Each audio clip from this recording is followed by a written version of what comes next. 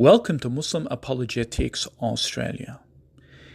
In this video, we're going to discuss what's happened in Los Angeles in the fires and how social media has made a comparison between what's happening there to Gaza. So there are people on one side of the fence that is saying this is a punishment from God, and another side saying this has got nothing to do with God punishing the Americans for their support of Israel, this is a natural disaster, and so forth. So let's address these questions. And of course, there's another question to say there's no real comparison between the two, as most of the destruction that happened in California was more to do with materialism and people losing their houses, whereas when you look at Gaza, you have hundreds and thousands of lives lost and so forth, right? So they're saying no comparison. So we're going to address all of those questions. So the first question, can we make a rational and logical comparison between God punishing the people in California with this atrocity for their support of the Israeli aggression against the Palestinian people? Of course we can. Why not? You know, it's interesting that when Gaza was getting blown into smithereens, you had the Zionists, you had the Americans saying, this is God's punishment, this is what happens when you try and attack and kill God's chosen people.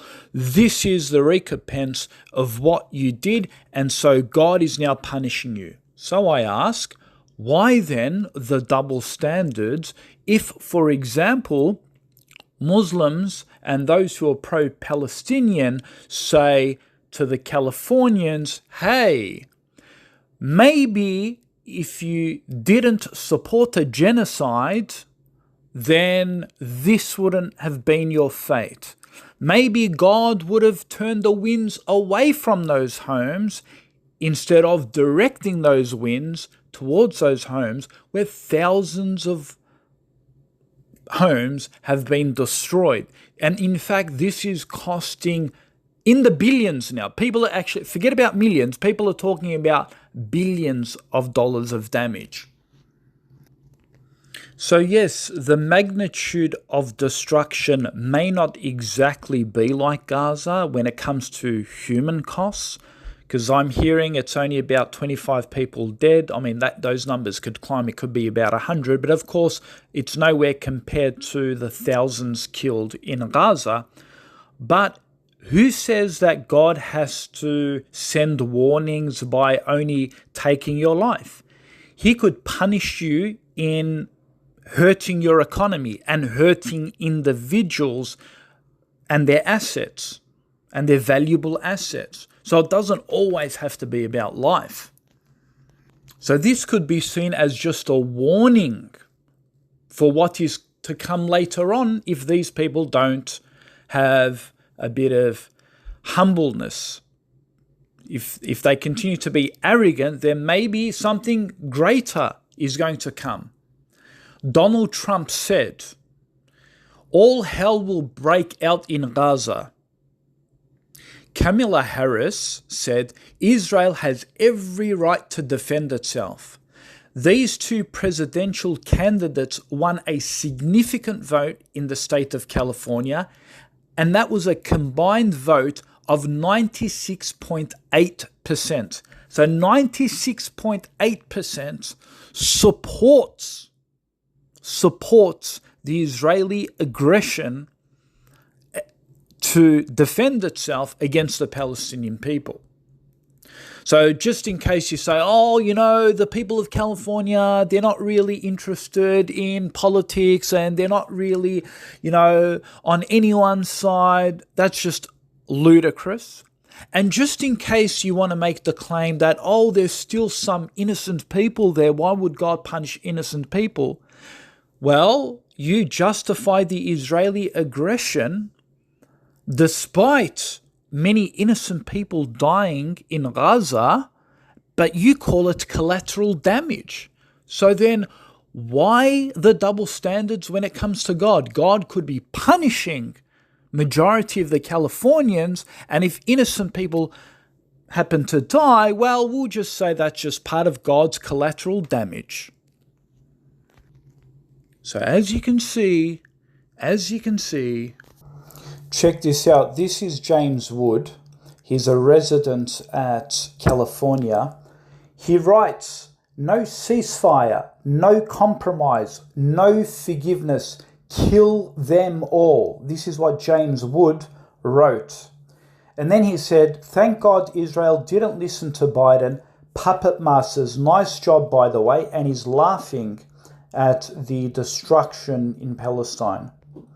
And James Wood breaks down in tears on CNN after losing a home in LA fires. So this guy, this Yahud, most likely Jew Yahud, you can tell by his face.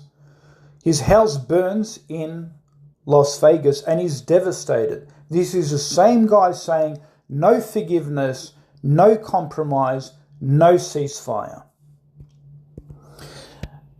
And as Sheikh writes, Kamal, with LA fires raging and causing mass destruction, isn't it time for the American government and American people to reflect over their actions and decisions and their role in the genocide in Gaza, karma? How true is the saying, what goes around comes around? The outcome is a consequence of your action or deed. How you treat others is how you will be treated. This definitely is divine punishment for the American government for its double standards and hypocrisy towards Gaza and its aiding of the Zionist genocidal state of Israel. You know, Donald Trump was so devastated because he knows that this is a punishment. It's his guilty conscience. That's why he turned against the people of Los Angeles. That's why he turned against the fire brigade, the people in fire, the fire rescue teams, for the fire department chief. He says, you know, why can't you turn off these fires? And he says to him that he needs to get fired, right?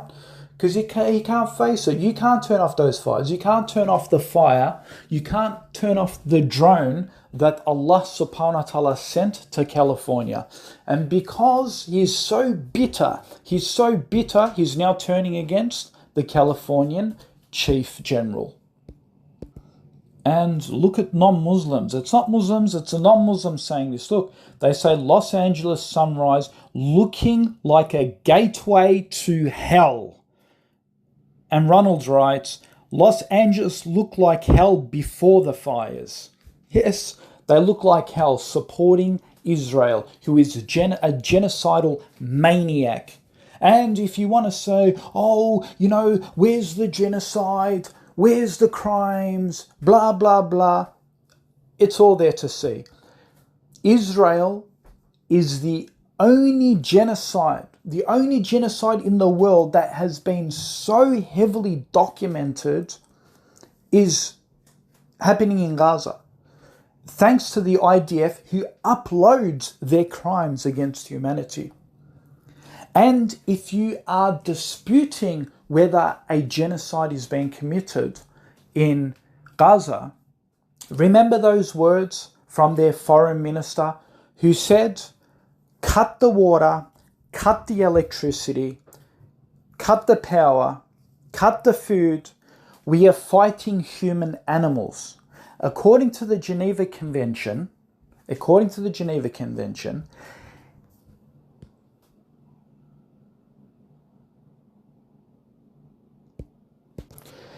collective punishment is a war crime according to the United Nations. So the ICC, International Criminal Court of Justice, these guys set up a justice system to call to account any crimes made against humanity. And guess what America did? And Israel. They sanctioned and boycotted the ICC. Now, imagine for a moment, folks, imagine for a moment if a Muslim country was depicted for committing war crimes and the ICC said, we're going to take you to court, we want you to come and try and defend yourself, and that Muslim said, nah, I'm going to send sanctions, I'm going to boycott you. Suppose it's Turkey, for example. Suppose Turkey was called to the ICC against the genocide against the Armenians. And then the Turkish president Erdogan said, I'm going to send you sanctions, I'm going to boycott you, no one should listen to you. What do you think the international community would say? They'd say, oh, look, he's guilty. He's guilty. See, there you go. That's why he doesn't want to come to the International Court of Justice, right?